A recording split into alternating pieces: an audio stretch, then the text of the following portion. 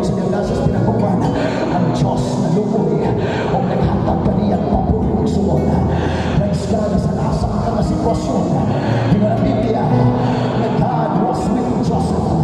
Even in prison na agihapon ang Diyos. Isanasa ka na sitwasyon, di ka bilangan sa Ginoo. Bagay na kong pasalig sa Diyos. I will never leave you, nor forsake you. Amen in your ups and downs. God is with you. God in your happiness. God in your sadness. God is with you. Come on, worship the Lord for a moment.